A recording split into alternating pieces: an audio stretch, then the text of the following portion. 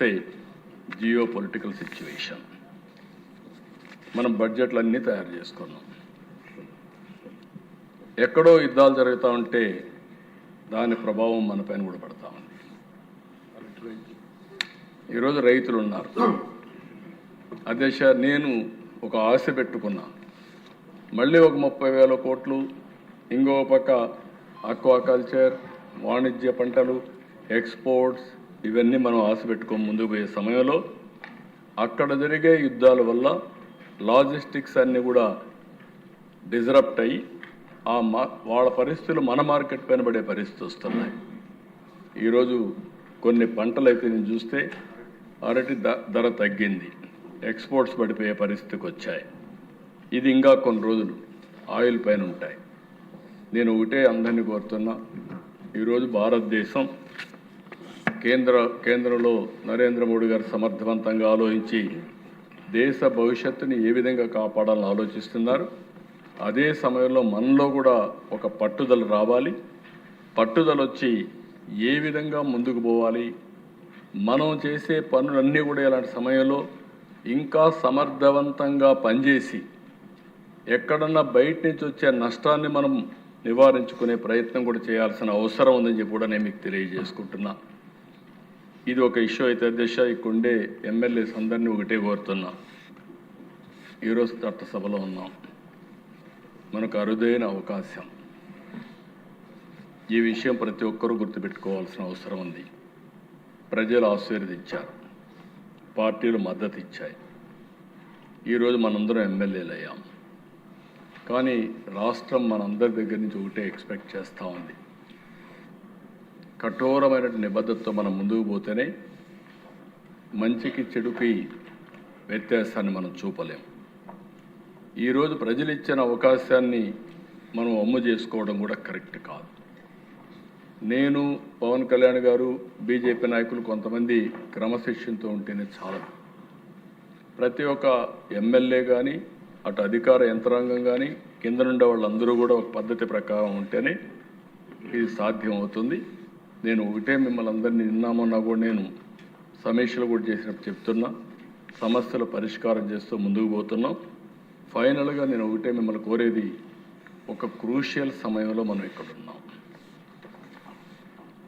ఏదో ఎమోషన్గా డిస్టర్బ్ అవ్వడం, లేకుంటే కొన్ని సమస్యలు క్రియేట్ చేయడం కరెక్ట్ కాదు. ఏ వ్యక్తి కూడా ఇక్కడుండే ఎమ్మెల్యేస్లో కానీ, మంత్రుల్లో కానీ, అందరిలో కానీ మనం ఓన్గా మనం గెలిచి ఇక్కడ రాలేదు. మేము ఒక నమ్మకం కలిగించడానికి నేను, పవన్ కళ్యాణ్ గారు చాలాసార్లు ఆలోచించాం. బీజేపీ అమిత్ షా గారితో మాట్లాడాం, అందరం కలిసి ఒక నిర్ణయం తీసుకున్నాం. ఆ నిర్ణయం తీసుకున్నప్పుడు ఇక్కడుండే ఎమ్మెల్యేస్ అందరినీ కోరుతున్నా, ఏ పార్టీ ఎమ్మెల్యే అయినా సరే, ఎన్డీఏలో ఉండే ఎమ్మెల్యేస్, మీ వల్ల మీరు నమ్ముకున్న పార్టీకి చెడ్డ పేరు రాకూడదు. వ్యక్తిగత ఎమోషన్లకి లేకుంటే వ్యక్తిగత ప్రవర్తన, పార్టీ ఇమేజ్ దెబ్బతినకుండా చూసుకోవాల్సిన బాధ్యత మనందరిపైన ఉంది. ఇది ఒక క్రూషియల్ టైం. మళ్ళీ చెప్తున్నా, నేను చాలా సమయాలు చూశాను. విభజన, 1924 విధ్వంసం, ఇప్పుడు మళ్ళా వచ్చాం 20 నెలలు. ఎక్స్టర్నల్గా చూస్తే ఏమవుతుందో అనిశ్చిత పరిస్థితి. ఇంటర్నల్గా మనం కూడా తప్పులు చేస్తే దీనివల్ల ఇంకా ఇబ్బందులు పెరిగే పరిస్థితి వస్తుంది. దయచేసి మీరు అందరూ గుర్తుపెట్టుకోవాల్సిన అవసరం ఉంది. 3 పార్టీలు మేము ఎప్పుడప్పుడు మాట్లాడుకుంటాం.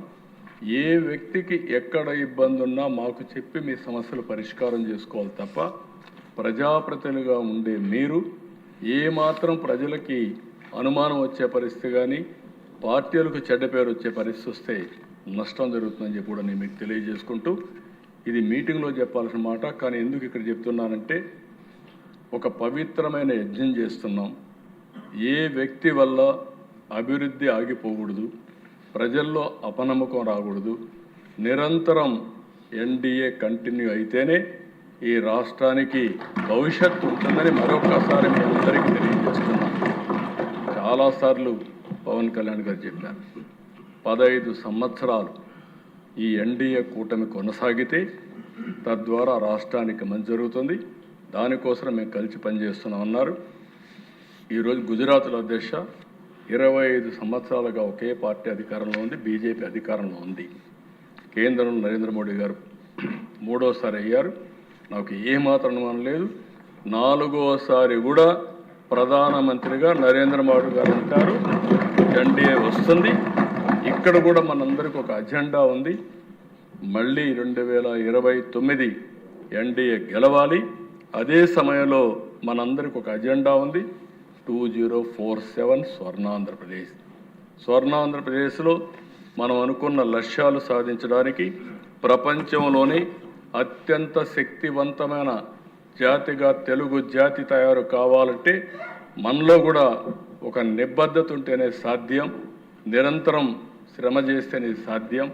ఒక నాలెడ్జ్ ఎకానమీని అందిపుచ్చుకుంటూనే మనలో కూడా క్యారెక్టర్ ఉంటే తప్ప ఇది సాధ్యం కాదు. దానికి పూర్తిగా నేను చాలా కంట్రీస్ చూశాను. వాళ్ళు ఎంత డిటర్మినేషన్ అంటే అధ్యక్ష, ఆ డిటర్మినేషన్తో ముందుకు పోగలిగారు. ఇప్పుడు భారతదేశం కూడా మనం ముందుకు పోవాల్సిన అవసరం. ఇవన్నీ నేను ఫారిన్ అఫైర్స్ అవన్నీ ఇక్కడ మాట్లాడను, అనవసరం అవన్నీ. కానీ మనం గుర్తుపెట్టుకోవాల్సింది మన బాధ్యతను మరిచిపోకుండా అందరం కలిసి సమిష్టిగా ముందుకు పోదాం. 20 నెలల్లో అనుకున్న దానికంటే కొంత మెరుగైనటువంటి ప్రోగ్రెస్ సాధించాం. రాబోయే ఇప్పుడే పవన్ కళ్యాణ్ గారు చెప్పి 30 ఏళ్ళు సరిపడా విధ్వంసం జరిగింది.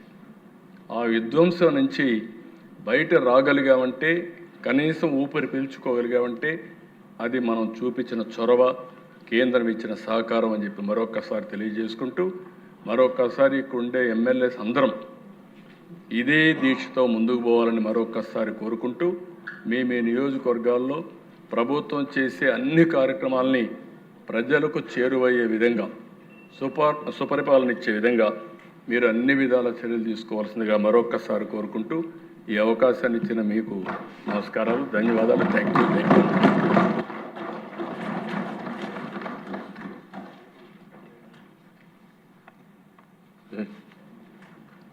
ఇప్పుడు విషయం ఆంధ్రప్రదేశ్ ద్రవ్య వినిమయ బిల్లు 2026ను పరిగణలోకి తీసుకోవడం. ఈ ప్రతిపాదనకు సుముఖంగా ఉన్నవారు అవుననండి, వ్యతిరేకంగా ఉన్నారు కాదనండి. అవునన్నారు, అందరూ అవునన్నారు. ప్రతిపాదన ఆమోదించమైంది. బిల్లు పరిగణలోకి తీసుకోవడం అయింది. ఇప్పుడు క్లాజులపై ఓటింగ్ అండి. 2 మరియు 3 క్లాజులు అనుసూచి